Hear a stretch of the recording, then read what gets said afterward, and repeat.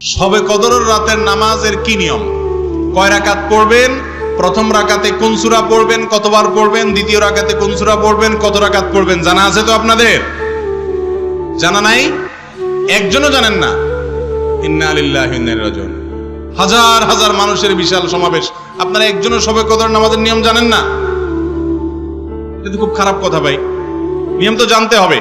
আচ্ছা আমি বলে দিচ্ছি, শবে কদরের নামাজের নিয়ম হলো অন্য যে কোনো নামাজ যেভাবে পড়েন শবে কদরের নামাজও একইভাবে পড়বেন, এতে ততবার পড়তে হবে এরকম কোনো কথা কোরআন হাদিসে, এগুলা মন গড়া বিভিন্ন সিস্টেম, বিভিন্ন পদ্ধতির কথা, বিভিন্ন আপনার বাজারে নামাজ শিক্ষার বই নামে অনেক বই আছে, সব বই না, কিছু কিছু বই আছে, এসব বইতে শবে কদরের নামাজ এত রাকাত, প্রথম রাকাতের এই নিয়ম, দ্বিতীয় রাকাতের ওই নিয়ম, এরকম বিভিন্ন কথা বলা আছে। এগুলো সব ভিত্তিহীন, মন গড়া, এগুলো কোরআন হাদিসে নাই। কোরআন হাদিসে লাইলাতুল কদরে অন্য রাতের মতো আপনি নামাজ পড়বেন, একটু লম্বা সময় নিয়ে পড়বেন।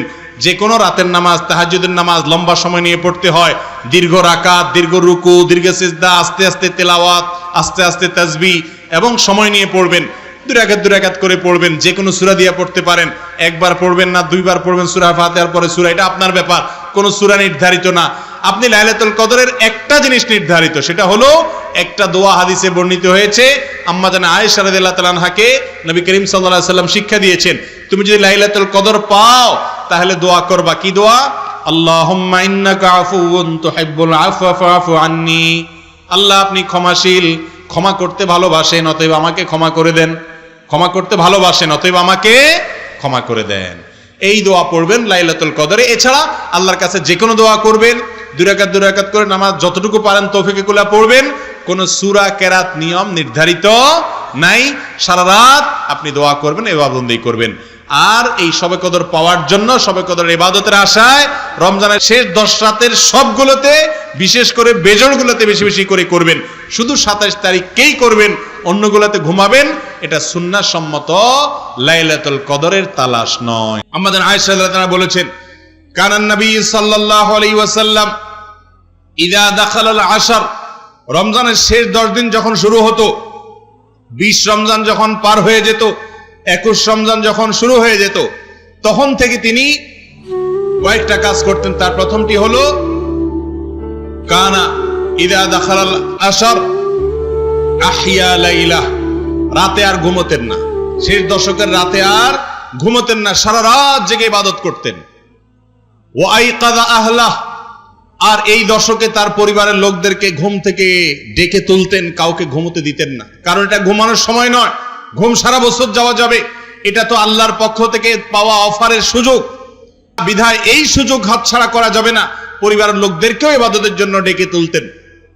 আর 3 নম্বর কাজ হলো ওয়াসাদ্দা মিযজারাহ, তিনি তার কোমর বেঁধে নিতেন, কোমর বেঁধে ইবাদত বন্দেগী করতেন, অর্থাৎ তার জীবনে সবচেয়ে বেশি সাধনা করতেন। 4 নম্বর হলো কানা ইযা দাখালাল আশর কানা ইয়াজতাহিদু ফীহি মা লা ইয়াজতাহিদু ফী গায়রি, রমজানের শেষ দশকে যত ইবাদত বন্দেগী নবীজি করতেন, এত ইবাদত বন্দেগী অন্য কোনো সময় করতেন না। আমরা সেই ইবাদতকে শর্টকাট করে নিছি, আমরা শুধু 27 তারিখে ইবাদত করি, 27 রাতে, অন্য রাতের আর কোনো খোঁজ খবর আমাদের নাই। অথচ আমাদের নবীজি শুধু 27 রাতে ইবাদত করতেন, তিনি রমজানের শেষ দশকের সবগুলো রাত ইবাদত বন্দেগী করতেন। আর রমজান চলে গেলে আমরা অনেকে ইবাদত বন্দেগী ছেড়ে দেই। মসজিদে রমজানে এত মুসল্লি, রমজানের পরে আর মুসল্লি খুঁজে পাওয়া যায় না, হারায় যায় সব। ভাইরা আমার, যারা রমজান মাসের ইবাদত করে, মাসকে পুজো করে, তারা শুধু এই মাসের ইবাদত করে। যারা আল্লাহর ইবাদত করে তারা রমজানেও ইবাদত করবে, রমজানের পরে ইবাদত করবে, কারণ যে আল্লাহ রমজানে ইবাদত করতে বলেছেন, তিনি রমজানের পরে 5 ওয়াক্ত নামাজ পড়তে বলছেন না, বলেন নাই? অতএব বছর জুড়ে রমাদানের শিক্ষাকে আমরা ধরে রাখার চেষ্টা করব তো ইনশাআল্লাহ। আল্লাহ আপনি আমাদের সিয়াম, আমাদের কিয়াম, আমাদের তারাবি, আমাদের রোজা, আমাদের ক্ষুধা এবং তৃষ্ণার কষ্ট করা, এত কষ্ট করে আমরা রাখছি এগুলো, আল্লাহ আপনি আমাদের এগুলো সবগুলোকে কবুল আর মঞ্জুর করে নিন। ভাইরা আমার, রমজান উপলক্ষে একটা সুযোগ থেকে আমরা বেশিরভাগ মানুষ বঞ্চিত, সেটা হলো রমজান মাস ক্ষমার মাস। ভাই, রমজান মাস আল্লাহর কাছ থেকে জাহান্নাম থেকে মুক্তির পরোয়ানা আদায় করে নেওয়ার মাস। আর এই কাজটা পাওয়ার জন্য আমাদেরকে একটি কাজ করতেই হবে, সেটা হলো এই মাসে আল্লাহর কাছে বেশি বেশি দোয়া করতে হবে। বেশিরভাগ মানুষ আমরা হতভাগা, কপাল পড়া, যে গোটা মাস চলে যায়, আজকে রমজানের কয়েকটা দিন চলে গেল, আমরা বেশিরভাগ মানুষ এই মাসে আল্লাহর কাছে চোখের পানি ফেলে একটু দোয়া করার সুযোগ পাই না। ভাইরা আমার, একান্তে নির্জনে একটু আল্লাহর সাথে কথা বলবেন, একটু দোয়া করবেন। আপনি এটা মনে করবেন না যে আমার দোয়া কি আর কবুল হবে, আমি কি আর কোনো হুজুর মানুষ। ভাইরা আমার, আপনি আল্লাহর বান্দা, আল্লাহ তাআলা তার বান্দার ইবাদত কবুল করবেন, বান্দার দোয়া কবুল করবেন। আল্লাহ বলেছেন উদউনি, হে আমার বান্দারা তোমরা আমার কাছে দোয়া করো, যেই দোয়া করবেন আস্তাজিব লাকুম, আল্লাহ ওয়াদা করেছেন আমি তোমাদের দোয়া কবুল করব। অতএব রমজান মাস চলে যাবে আর আপনি দোয়া করবেন না, এটা কোনোদিনই হতে পারে না। বিধায় এই মাস, গোটা মাস জুড়ে বেশি বেশি করে আল্লাহর কাছে দোয়া করব তো ইনশাআল্লাহ। আমি কত ভুল করেছি, কত অন্যায় করেছি, কত পাপ করেছি, কত অপরাধ করেছি, মালিক আপনি আমাকে মাফ করে দেন।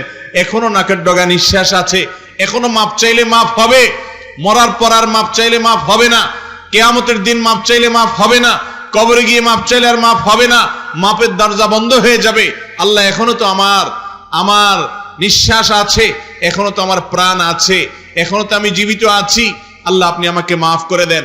আপনি ক্ষেত খামারে কাজ করছেন, মা বোনরা বাসা বাড়িতে কাজ করছেন, রান্না বাড়া করছেন, ইফতার প্রস্তুত করছেন, সাহারি প্রস্তুত করছেন, বাচ্চাদেরকে গোসল করাচ্ছেন, নিজে অন্য কোনো কাজ করছেন। এই কাজের ফাঁকে ফাঁকে আল্লাহর সাথে একটু কথা বলেন, মনে মনে বলেন, মুখে মুখে বলেন। ভাইরা আমার, কায় মনোবাক্যে একান্তে আল্লাহর ইবাদতের পথে আজকের যুগে সবচেয়ে বড় বাধা হলো আমাদের হাতে থাকা স্মার্টফোন গুলো, দামি মোবাইল গুলো। এগুলো হলো সবচেয়ে বড় শত্রু আমাদের। এগুলো একান্তে একটু আল্লাহর সাথে কথা বলতে দেয় না আমাদেরকে। আমাদের একান্ত সময়গুলো মোবাইল ফোন নিয়ে গেছে, স্মার্টফোন নিয়ে গেছে, সোশ্যাল মিডিয়া নিয়ে গেছে, ফেসবুক, ইউটিউব, টিকটক, লাইকে এগুলো নিয়ে গেছে। ভাইরা আমার, আমাদের নির্জনে একাকী সময়গুলো একটু আল্লাহর সাথে কথা বললে মনটা নির্ভার হবে, মনটা ফ্রেশ হবে, মনটা পবিত্র হবে, আপনি সফল হবেন, আপনি সাফল্যের চূড়ান্ত শিখরে যেতে পারবেন, আপনার রমজান মাস সফল হবে। নবীজি সাল্লাল্লাহু আলাইহি সাল্লামের একটি হাদিস রয়েছে, রুব্বাস সাইমিন লাইসা লাহু মিন সিয়ামিহি ইল্লাল জু'। কত রোজাদার আছে যাদের রোজা থেকে উপোস থাকা ছাড়া, তারা ক্ষুধার্ত এবং পিপাসার্ত থাকা ছাড়া আর কোনো লাভ তাদের হয় না। কারণ এই রোজা রেখে তারা ওই যে আল্লাহর সমস্ত নিষিদ্ধ কাজ থেকে বেঁচে থাকতে পারে না, সবর করতে পারে না, পাপাচার ছাড়তে পারে না, গুনাহের কাজ ছাড়তে পারে না। রোজাও রাখে আবার অন্যায় কাজও করে। মনে রাখবেন, রোজা শুধু পেটের হয় না,